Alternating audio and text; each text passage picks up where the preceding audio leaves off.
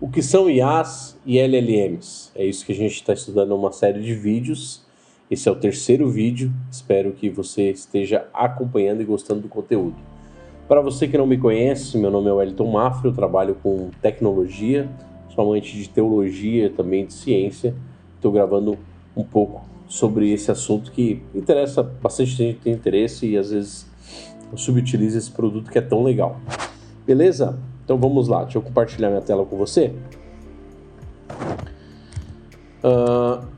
Vamos lá, aula 3.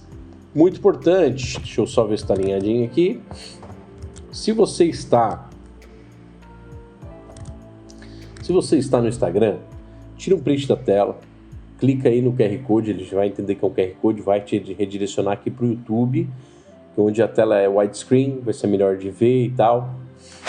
Recomendo que você faça isso, para você conseguir ler os textos da tela. E hoje nós vamos falar um pouco sobre prompt.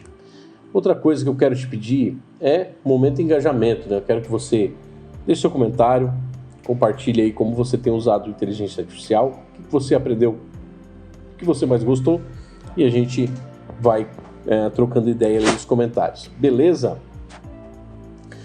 Então vamos lá para a nossa aula de prompts. Então, cara, o que são prompts, né? São inputs enviados para LLM. Então, vamos trazer um pouquinho mais. Isso é tudo aquilo que você escreve ou que você bota como anexo para uma LLM. Isso é o prompt, né?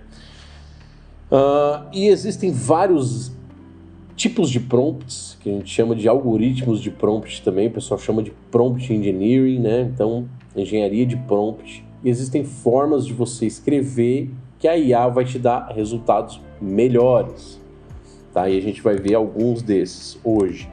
Outra coisa também muito importante, cara, vou dar só alguns exemplos hoje. O ideal é que você pegue esses nomes, vai lá, pesquise, se aprofunde no que você mais se interessar, o que mais faz sentido para você conseguir utilizar essa ferramenta da melhor maneira possível, beleza? Então vamos lá, né? Zero Shot. Zero Shot é apenas uma instrução sem muitos exemplos, né? Então, cara, classifique o sentido da frase. Esse produto é incrível. Então, não tem muita instrução, geralmente o que significa tal coisa? Pronto. É o Zero Shot, é aquele prompt curto, sem muito contexto, sem muito nada. Então, isso é uma coisa que, tipo, quanto menos contexto, menos exemplo você dá, mais vaga. Lembra daquele exemplo lá da aula 1 do mar azul da IA? Mas ela vai nadar o mar azul e talvez ela não te responda da forma que você gostaria, né? Então, Zero Shot é sem exemplo nenhum, sem muito contexto. E a gente tem um One Shot, né? Então você fornece um exemplo resolvido antes da instrução. Então, exemplo, entrada, o serviço foi horrível, saída, negativo. Agora classifica, o atendimento foi excelente. Então, você deu para ele um exemplo, para IA, você fez uma pergunta em cima daquele exemplo. Claro, aqui estou dando um exemplo muito básico, é difícil pensar em prompt assim do dia a dia comum, mas só para você entender. Então você deu um exemplo e perguntou algo, né? Então, cara, sei lá, no seu contexto de vendas ou no seu contexto de marketing, você dá um exemplo de alguma coisa que você entende que é correto, e aí você faz uma pergunta para ela te ajudar naquela situação, beleza? Então, few shot, né? Então, você fornece múltiplos exemplos, então de 2 a 5 antes da instrução, né? Então, você consegue botar vários exemplos, então, exemplos de texto, cara, por exemplo, exemplos esqueci como é que é o nome de texto de marketing. Esses daqui são, com isso, dado esses 5 exemplos de post do Instagram ou de texto de marketing, faça um com essas informações. Aí então quando você tem few shots, ele acaba te ajudando mais. Agora a gente vai entrar em umas estruturas mais interessantes, tá? Chain of Thought. O que é o Chain of Thought? São cadeia de pensamento. Então você instrui o modelo a mostrar o raciocínio passo a passo, né? Então, se João tem 3 maçãs e compra mais 5, quantas ele tem? Explique passo a passo. Quando você bota essa frase no prompt, explique passo a passo, ele vai ativar o modelo Chain of Thought, ele vai te mostrar o raciocínio dele, tá? Então ele vai quebrar esse problema em problemas menores e ele vai resolvendo. Aqui eu dei um exemplo muito ruim, mas por exemplo, pensando em contexto de programação, cara, faça um algoritmo para resolver tal coisa, me explique passo a passo. Ele vai, primeiro nós vamos pensar nisso, a criptografia, não sei, isso aqui, isso ali. Ou, por exemplo, eu quero escrever, estou escrevendo sobre tal coisa, me ajude sei lá. Cara, é sempre, na hora do exemplo, faz coisa da cabeça. Mas tudo que você for fazer, você precisa de mais detalhamento, que ele raciocine melhor, bota essa frase, explique passo a passo. Ele vai quebrar o seu problema em problemas menores, ele vai te dar um passo a passo de como ele resolveu aquilo. Isso ajuda demais, beleza? Skeleton of Thought, então é o esqueleto de pensamento, né? Então o modelo primeiro gera um esqueleto de solução, depois expande. Então explica como funciona uma LLM. Primeiro gera estrutura com tópicos, depois desenvolva cada tópico. Então ele vai, por exemplo, a primeira coisa que ele vai te dar como resultado é como se fosse o sumário, o índice. Então ele vai dizer, introdução, o que é uma LLM, o que faz isso, o que faz aquilo, blá, blá, blá. Isso já ajuda a LLM a pensar no conteúdo que ela vai te entregar. Então ela desenvolveu primeiro um esqueleto, depois ela desenvolve tópico a tópico. Isso é muito bom. Outra coisa que também é muito boa é você usar esse Skeleton of Thought dando já o sumário, tá? Quero a saída, quero que você pense com os seguintes tópicos, né? Pronto, você já deu os tópicos para ela desenvolver e ela segue exatamente aquilo dali. Tree of Thought, então, é uma árvore de pensamento.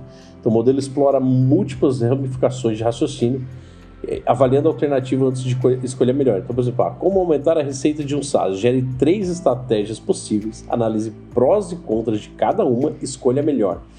Então, o que ele vai fazer? Ele vai pensar em 3 estratégias, como foi pedido. Aí, dentro de cada uma estratégia, ele vai analisar os prós e contras, né? Abre mais uma árvorezinha dentro de cada um, prós e contras. E aí, depois, ele avalia tudo que ele gerou e ele te dá a melhor escolha em cima daquilo, tá? Então, isso é muito bom. Vou dar um exemplo que eu usei de Tree of Thought essa semana. Então, a gente tem uma piscininha daquelas pequena para criança aqui em casa, de 1.500 litros, e aí eu queria tratar a água dessa piscina, eu não sabia. Eu botei lá, tenho 2 filhos, um de 1 ano, outro de 5, e eu não quero utilizar cloro, nem sal grosso, me dê 3 opções, foi isso que eu perguntei, me dê 3 opções, 3 formas de tratar a água da piscina que não utilize muitos químicos, prós e contras de cada uma, escolha a melhor solução. E ela me deu várias opções que eu nem sabia que existia para tratar uma água de piscina comum. Então isso é muito bom, tá? Ela avalia o resultado dela, ela vai pensando naquilo que ela foi gerando e ela te dá a resposta. O Self-Consistency, então, o modelo ele gera várias cadeias de raciocínio independentes e depois escolhe a resposta mais consistente entre elas. Então, por exemplo, gere 5 soluções independentes, compare resultados e escolha o valor mais frequente. Então, vou te dar um exemplo. Isso aqui geralmente é utilizado para informação importante, LLMs não são boas de matemática, tá? Então sempre que você for utilizar LLM para cálculo, fique ligado que talvez não é a melhor solução. Mas vou dar um exemplo para você. Geralmente que eu só consigo pensar em custo, tá? Custo de servidor, esse tipo de coisa. Então, quando a gente pensa em custo de... que a minha cabeça é muito voltada para o ambiente de programação. Cara, custo de máquina, de servidor, de AWS, esse tipo de coisa, cara, eu preciso disso aqui, me gere 5 estratégias, ver qual que vai ser... compara os resultados, qual que vai ser o valor mais frequente. Então, o que eu vou gastar, né? Qual a probabilidade de eu gastar, qual valor vai ser na média ali. Então, ele vai fazer essas simulações e vai te dar a informação, com base em tudo aquilo que você fornecer de informação, obviamente. Direcionar os estímulos. Então, você adiciona viés direcionador para guiar o modelo para certo tipo de raciocínio, né? Então, responda considerando princípios de arquitetura limpa. Isso é muito comum no desenvolvimento de software. Ou responda considerando, vamos pensar em princípios de venda, princípios de marketing, e aí você já dá um viés de como ela deve pensar aquilo, né? E o REACT, né? O Reasoning mais Acting, então combina raciocínios explícitos e ações externas. Então busca ferramentas, API, né? Qual é a capital do país onde nasceu Albert Einstein? Aí você dá os passos, então, descobrir onde Einstein nasceu, identificar o país, descobrir a capital. Então você já dá alguns passo a passo ali. Então ela faz ações raciocinando naquilo. Então alguns conselhos aqui, algumas evidências, né? Tipo, o Chain of Thought, ele melhora o desempenho em tarefas lógicas, quando ele faz o passo a passo, é muito bom. O Few Shot é poderoso para formatação, então tipo assim, dado esses exemplos, faça aí nesse formato, sabe? Ele é muito bom para esse tipo de coisa. O React é fundamental para agentes com ferramentas, então, como eu falei, né? Descobrir onde você nasceu, então você pesquisa na internet, faça isso, identifica isso, ele é muito bom. E o Tree of Thought e o Self-Consistent são mais avançados e custosos, né? Ele acaba utilizando mais tokens da LLM. Outra coisa que é muito importante aqui também é que você consegue combinar, né? Quantos você quiser. Então, cara, eu quero que ele faça um Tree of Thought, mas eu quero que ele me explique passo a passo o que ele está fazendo. Depois ele se autovalide sobre aquela resposta. Então você consegue combinando esses prompts para ter o melhor resultado possível, tá? De novo, pesquise sobre cada um, o poder de cada um, e eu tenho certeza que você vai conseguir prompts muito bons. Agora eu vou falar de uma fórmula de prompt aí que funciona para 99% dos casos comuns do dia a dia, tá? Então, papel, né? Persona, contexto, tarefa, formato e estilo. Então, cara, primeiro ponto, persona, você define quem a IA deve ser.